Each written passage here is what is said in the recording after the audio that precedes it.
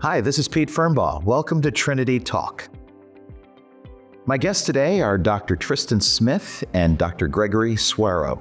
Both are structural and interventional cardiologists here at Trinity Health System. Welcome, gentlemen. Thank you for joining us today.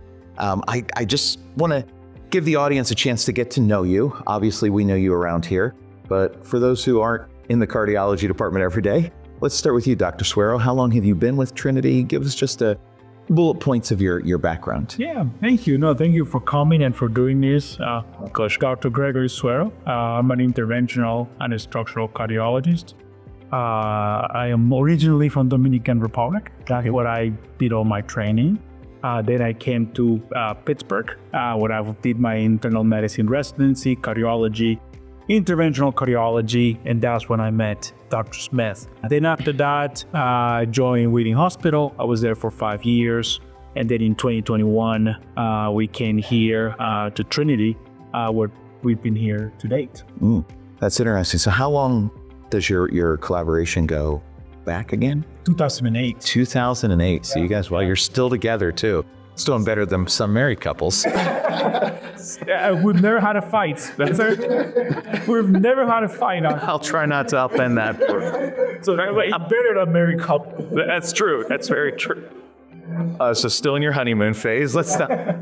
Dr. Smith, tell us a little bit about yourself. Yeah, so it's been wonderful working with Dr. Suero since 2008. I'm originally from Grenada, another small island in the Caribbean. Came in 2008 and did all my training in Pittsburgh at Allegheny General Hospital along with Dr. Suero. And we basically had the same sort of professional path from a clinical standpoint. Having graduated in 2015, went to Wheaton Hospital and then transferred here to Trinity Health in Steubenville in 2021. Yeah. We've been very fortunate to be serving the patients of the Ohio Valley since that time. We love working in this area. We love the gratitude that we get from patients with the things that we've been able to bring to the community. We were the first ones to bring high-risk interventions with impellers and atherectomy to the area. We were the first ones to start a TAVR program in the area. In fact, we were the first hospital outside of the major academic centers to start these type of programs outside of the Pittsburgh academic sort of area. It's been a wonderful time working here in the Valley and to see the number of lives we've touched over the years. I think that's been... I think you guys are underselling yourselves. These guys are rock stars around here. Suero and Smith I don't know if you've debated billing yet, but you're kind of like our cardiology vaudeville team or something like that. You guys have really made a record. I want to touch on some of the things you just mentioned. First of all, the TAVR procedure. We're at how many procedures now that you've done? So here we've done close to 225. Right. Before this, where we were before, we did around 300. So it's over 500 TAVR procedures that we've done in this area. So. And you introduced. Oh, I'm sorry, I didn't mean to interrupt you, but you introduced the procedure. Yes. To the valley, to the area. Yeah. Go ahead. It's actually a funny story. Triston had a patient and she had severe aortic stenosis. And then at that point, because nobody was doing it around here, we had to refer the patient to Pittsburgh. You know, she was an elderly patient and she was not very pleased with the whole driving through the tunnels and she got lost. You know, and she came and told him, I am not going back. So figure it out. And Triston came and he said, Greg, we're going to do TAVRs. And that's how it all started. That's amazing. Serving the patients. How long did it take you guys to figure out that people around here don't like to make the drive into Pittsburgh? It was pretty vocal about that. Immediately obvious. It's immediately obvious. Yeah. And it was, it's heart-wrenching to see patients with conditions that you're capable of treating, that if they receive the appropriate care that they would live and not suffer, just not doing it because of the extra burden of having to travel an hour, 2 hours, or needing their family members to come from out of town or out of state to take them somewhere. And that's a burden, I think, in healthcare and healthcare economics that we don't really pay attention to. Because that's a very harsh economic reality for many of our patients who need to themselves try to get there or have their family members lose time off from work, etc., to take them to these sorts of appointments to be able to get the care that they need. And as technical as the TAVR procedure and the procedure we're going to be discussing today can be, it's most people, myself included, couldn't understand the intricacies of it.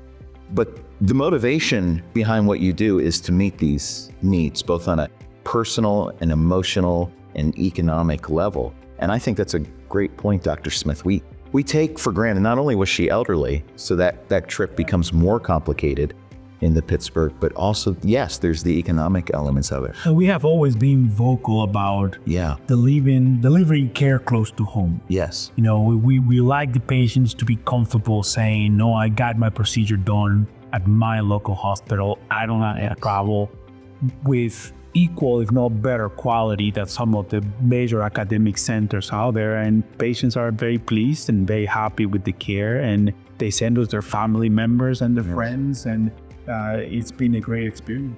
That's terrific. Now, the procedure, we've mentioned TAVR. Since we've mentioned it, let's just define it and give people a quick overview of it. And then we'll get into the LAAO procedure. But give us the broad strokes. First of all, any acronym, what does TAVR stand for? Right. So TAVR stands for transcatheter aortic valve replacement. So there is a very common condition called aortic stenosis, which is narrowing of one of the heart valves, the aortic valve, which controls the blood flow out of the heart to the entire body. As a process of aging, calcium builds up on the valve and it restricts the opening of the valve. When it gets to a severe narrowing, then the valve needs to be replaced. Historically, the only way to replace the valve was open heart surgery. Yes. And then scary. Yeah, very still is. Still is, yeah. But then there were a lot of patients that had severe aortic stenosis, but they were too sick to have traditional open heart surgery. And that's where the transcatheter approach was born. It only requires very small incisions in the groin. It just requires a little bit of conscious sedation. There's no general anesthesia. There's no breathing tube. And then we have the ability of replacing the valve going from the groin, a procedure that takes 40 minutes. And it only requires an overnight admission, with 99% of our patients going home the next day. That's remarkable. I mean, let's just look at the no tubes. Maybe an overnight stay. But I remember when my grandparents had open heart surgery, it was a stay in the hospital. The family would come down because anything could go wrong. What is your take on it? What would you add to what he said? I think what I would add is what aortic stenosis really is. Yeah. I think aortic stenosis is one of those pathologies that get brushed over. Mm-hmm. But if you compare severe aortic stenosis when the patient becomes symptomatic to any other cancers out there, it is as lethal as any cancer that you can think about, except probably for pancreatic cancer. Right. So when you have aortic stenosis, it means that it needs to be treated, or else within 3 years you're going to die. And many times people just say, oh yeah, I have aortic stenosis, or I have a murmur, or my valve is narrow, without putting it in that context. Because anytime someone hears that they have cancer, then that lights up a lot of lights and red flags, right? But many times we say you have aortic stenosis and people think, oh, well, it's just a valve problem. But the reality is that if that valve problem isn't treated, and the only treatment is replacement, then those patients die at rates that are worse than any type of cancers we can think about. So having that ability to treat that pathology without having to do major open heart surgery is a big deal. That being said, we're also very mindful as to who we do these procedures in. Because not just because we can do a transcatheter aortic valve means that everyone who has aortic stenosis would get a transcatheter aortic valve, right? So we also have our multidisciplinary team meetings. We have our surgeons involved, we have our coordinators involved. We look at the whole profile of the patients to see what level of risks they are for surgery and if they are appropriate candidates for transcatheter aortic valves. Because you can have patients who are high transcatheter aortic valve replacement candidates and low surgical risk candidates. So we stratify the patients well, and if surgery is what you need and surgery is what's going to be best for you, that's the decision, or that's the recommendation make. Ultimately, it all depends on the patients, because the patients has autonomy over their own bodies and one would want done. But we try to educate our patients as much as possible as to the pros, cons, risk, benefits of both procedures, so that we can give them the treatment that is appropriate for them. When you guys decided to make your specialty cardiology, maybe you knew it from the beginning, is this kind of what you dreamed of doing, introducing procedures that were revolutionary and innovative? It's better than I dreamt of. It's better than a dream. Yeah. I remember the first time when I knew that I was going to be a cardiologist, because I never thought I was going to be a doctor. Every time I thought about medicine, it was about being a cardiologist. Is that we had a field trip to a medical school back home in Grenada, and I remember going into the anatomy lab, and everyone was running to see the brain and the bones and so on, and I just picked up this thing, this muscular thing, and it's in the palm of my hands, and I was about 15, 16 years old, and I said, this is what sustains life. I know the neurologists and these guys are going to be, they're going to say we're crazy, but this thing, it sustains life. It generates its own electricity. It beats 60 to 100 times per minute every single hour of every single day.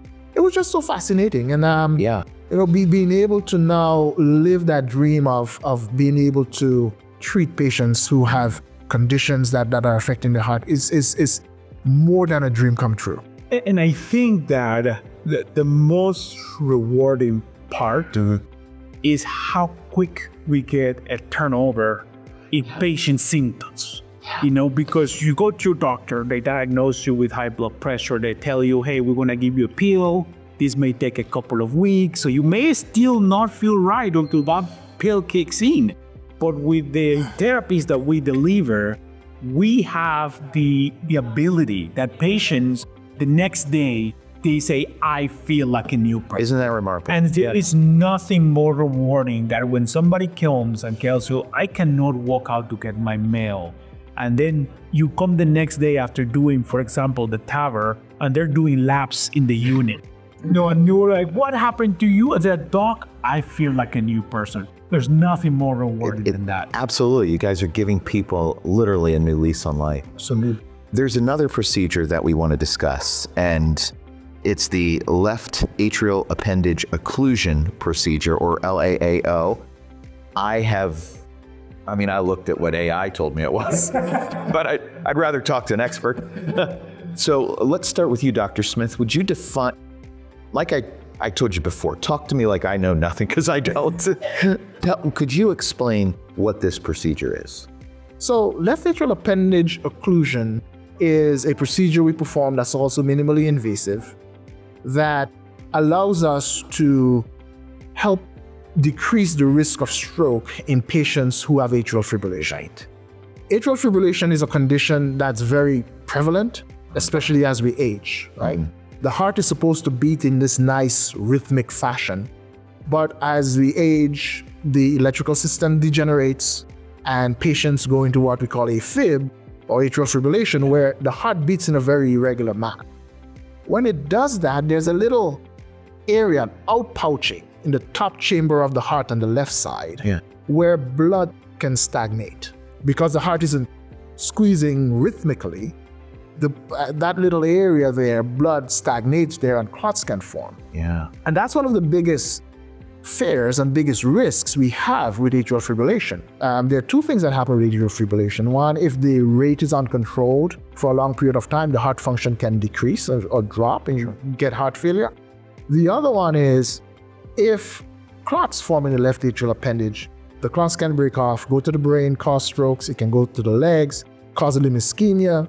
It can block arteries in the abdomen and cause pain and cause the gut to become ischemic. So the way we would traditionally treat atrial fibrillation is to either control the rate. If you can't control the rate, or try to control the rhythm. If you can't control the rhythm, we control the rate, and we put you on blood thinners. Yeah. And that blood thinner, it's systemic. Traditionally, and what a lot of our older patients are on is Coumadin. It would thin the blood. And then now we have other medications, we call them DOACs or NOACs, like Eliquis and Xarelto and Pradaxa. But they're all medicines that thin the blood. And with that, we also have another problem, right? So we can have blood clots breaking off from the left atrial appendage, go into the brain causing strokes. But if you're on blood thinners, you can also have bleeding problems. Yes. You can have bleeding strokes, you can have bleeding in the GI tract. If you fall and hit your head, that's a problem. So as we age, we're in this sort of conundrum. What's the least bad thing that we can do to help mitigate against these problems? And left atrial appendage occlusion is one of those things where we can go in to the left atrium, get to the appendage, deploy a device that seals off the left atrial appendage, and patients can be on aspirin and Plavix for 6 months, and then we can stop the Plavix and they can just be on aspirin lifelong. So that gets rid of that risk of bleeding and also decreases the risk of stroke. So that's basically what left atrial appendage And it sounds like with the medication is, sometimes you hear from heart patients, Dr. Suero, you hear, well, they're trying this medicine. Okay, now they're going to try this one. Oh, this one conflicts with this one. I've experienced this in my family. I'm taking it that this procedure is designed to answer some of those long-standing medical questions, as you were saying, in patients as they age. Well, I think the one thing we have learned is that the blood thinners work really well preventing the stroke in patients that have atrial fibrillation. The data shows that they work really, really well preventing stroke. I think there is that group of patients when the medications are not the best option for them, or when they don't work like they're intended to be. For exactly what you mentioned, there are patients that cannot afford the newer regimes, Right. and they only stop taking the older drug or warfarin. But then there's a lot of interaction with other medications. If you get a urinary tract infection and your primary care doctor puts you on a specific antibiotic, there's an interaction with that. Next thing, your numbers are completely out of control. So this has been a very niche tool that has come to solve a problem. And the problem has been, I have atrial fibrillation, I am at a very high risk of a stroke, but I cannot take or tolerate the blood thinners. What can you do for me? And that's when the left atrial appendage occlusion procedure comes to play. And let's highlight the progress here. So whereas before, what would doctors say before this procedure? And how long has this procedure been around? So it's been out for 7-8 years now. So it's young. Yeah, it's a young procedure. Maybe young. So before, if you couldn't take the blood thinner, they would say you cannot take it and then take you off the medication and you would be completely unprotected. And just to give people perspective, we're talking like this has only been around since 2014. So this is, or maybe even a little later. So before, this is recent history. You reach that point and the doctor basically says, Sorry. It's too risky to keep you on the blood thinner, so you just have to take the risk. So the people who qualify for this are the ones who've kind of reached their natural end with not their lives necessarily, but their medicine that is keeping them alive. Well, so I think the main issue would be bleeding complications. Yes. I think that would be, because that's what the blood thinners do. Right. So they make your blood thin, they put you at risk of bleeding. And bleeding can be from gastrointestinal bleeding, intracranial bleeding. There's a very particular subset of patients that are very, very frail. They use a walker.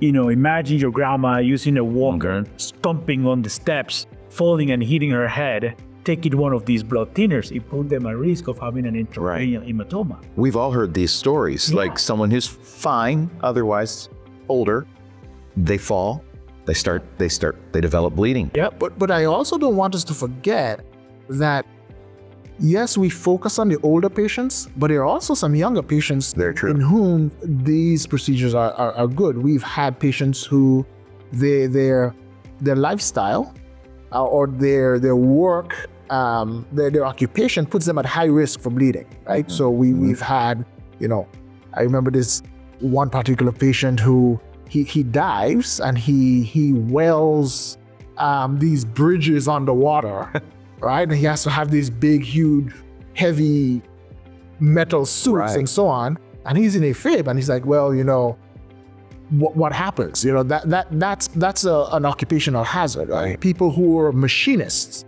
that's an occupational hazard as well. So if you're in a high-risk environment where things can go wrong, where you can bleed easily, but you need to be on the blood thinner, that's also, you might be young, you might not be at the end of the road, so sure, right. But you also need it to be able to live your life or your occupation or just lifestyle. There's one guy we did who what he did was race motorbikes, right? And he would go all over the world racing motorbikes. And he came and he's like, I have to go to South Africa in 2 months to race my motorbike, and I can't be on a blood thinner, right? So in his case, we had to go ahead. We did the procedure, and he was able to successfully get off blood thinners and then able to do what he had to do without that fear of, oh, well, if I'm riding my motorbike, I'm racing and I fall and I'm on blood thinners, then that can also be, something that's dangerous to them. So there are a lot of different sub groups of patients that we would evaluate for this type of procedures. Yeah, that's interesting. I'm glad you covered that, because that's a lot of different professions you just mentioned. And we take that for granted. Folks like us who are just lay people, we take that for granted, how much these issues can affect. It's not just older people, not just people who struggle with various other problems. It affects specific professions. So that, appreciate you mentioning that. So let's get into, once again, keep it simple. Let's get into the nitty-gritty, though, of how this is done. And if you could just kind of give an overview, you've determined that this is the appropriate procedure for a patient. What happens next? So the procedure is done under general anesthesia for now. We're moving towards more conscious sedation without general anesthesia and using other types of imaging techniques that don't require a transesophageal echocardiogram. Basically, we go through the vein in the groin.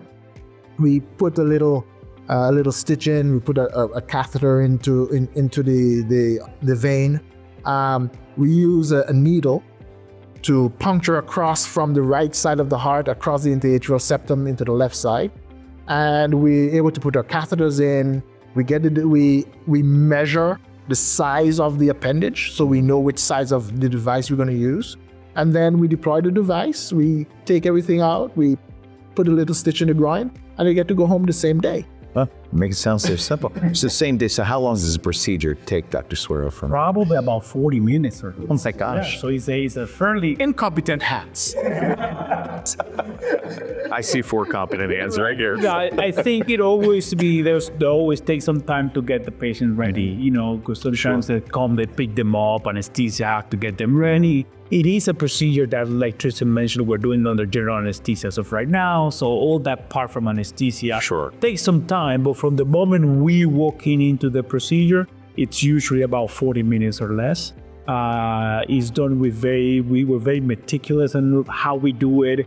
We always go for excellent result. We don't settle for less. Once we're comfortable that it's anchored, that there's no risk of dislodging and developing clots there, then at that point we decide to terminate the procedure. The patients go to the recovery room, they're with their family probably an hour after that, and then home a few hours after. Are they able to go back to work, to school the next day? We usually give them a few restrictions because of the puncture in the groin. We don't want them doing any heavy lifting or driving because they can still bleed from the groin. And then usually about a day or two of a little bit of restriction, no jumping, no cliff, no mountain mighty, anything. And then after that, normal life. But it's for normal life. It's minimally invasive. There's not much of a disruption. Yeah. Again, because we prioritize quality and we want to make sure we get the absolute best result. Absolutely. We are very meticulous, as Dr. Suero said. We use 2 different devices. There are 2 approved devices for this procedure on the market. They're the Watchman device and the Amulet device. Okay. So when we're doing a pre-op workup, we look at the anatomy, we look at the size, and we decide, hey, this anatomy is best suited for this device, so we're going to place this device.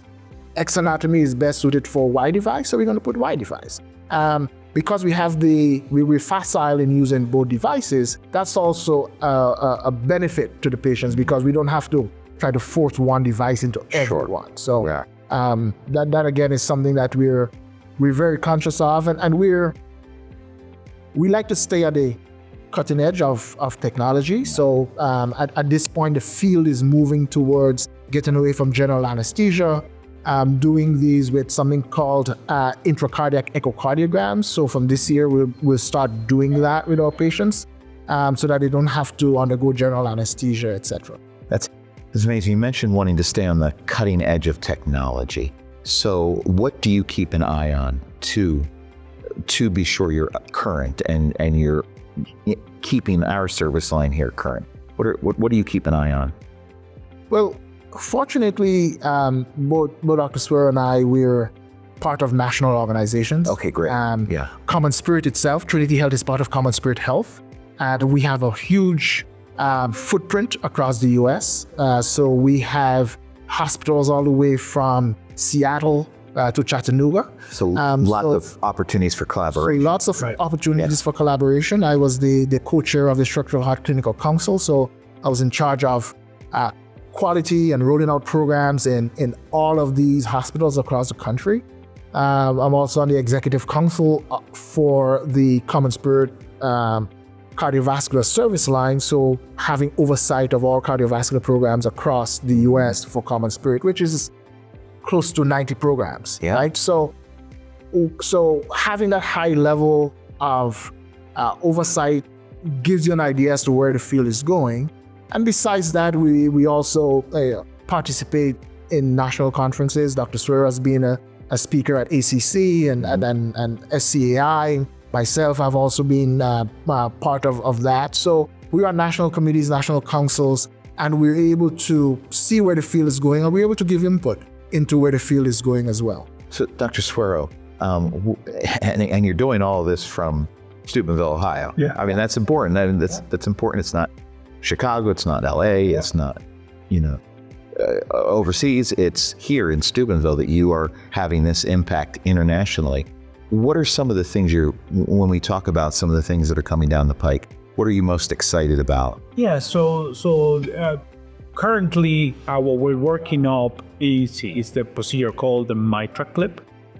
So that's another structural procedure that we were also doing prior to coming here, which is for patients that have a severe leakage of their mitral valve.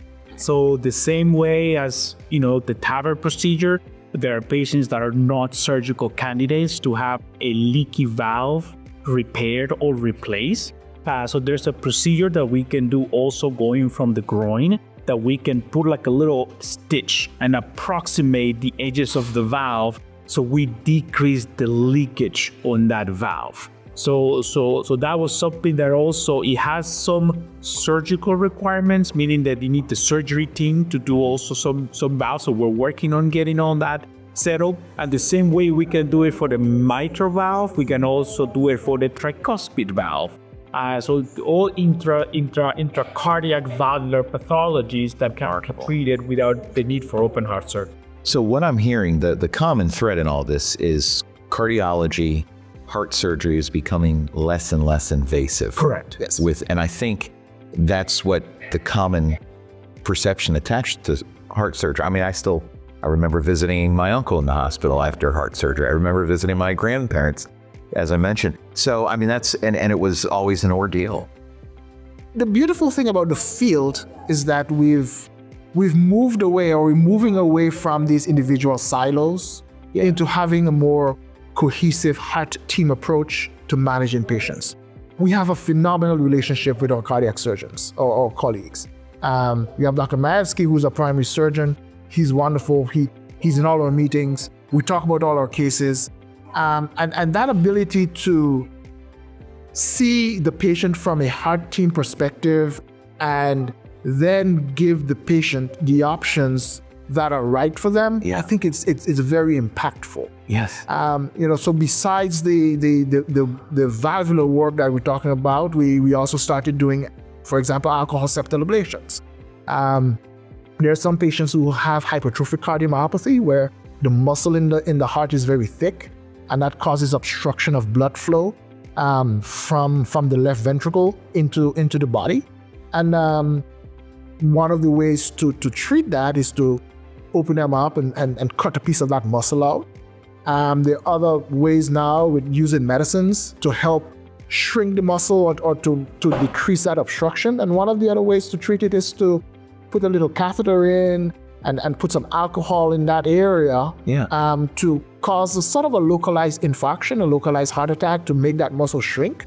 So we've started doing that as well. I mean, just yesterday we had this patient whose gradient, which is the severity of the blockage, was super high, and that patient was coming to the hospital every week, and she was being admitted. And yesterday it was his patients primarily, and I'm like, hey, what's up with that patient? He's like, since we did it, you have to look at the echocardiograph. She hasn't been back now for 2 months. So these things that are really there on the cutting edge is what we're looking at. We're looking at things like renal denervation, which is another procedure to decrease the blood pressure by doing sort of a denervation of the nerves that go to the kidneys. That's another thing we'll be starting this year, and a lot of other things that are in the pipeline for the patients of the Ohio Valley that we're very, very happy about, that we're able to bring, so that patients in the Ohio Valley can be treated here and not have to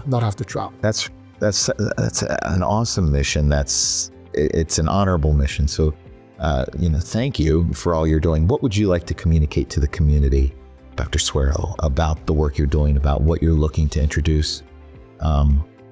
I'll just let you take it from there. Yeah, no, I think that what we want to tell our patients and what we want to tell the Ohio Valley is that we are here for them. We are looking out for their best interest, their best care, and we want to do it all local. Okay? And we're trying to break that stigma that for you to get good quality care, you have to go to Clinic, you have to go to Pittsburgh. Right. I think that we have the ability, and we have proven that we have the ability to deliver excellent quality care close from home. It's high technology, up to par, excellent numbers, quality that has nothing to envy to thick academic centers.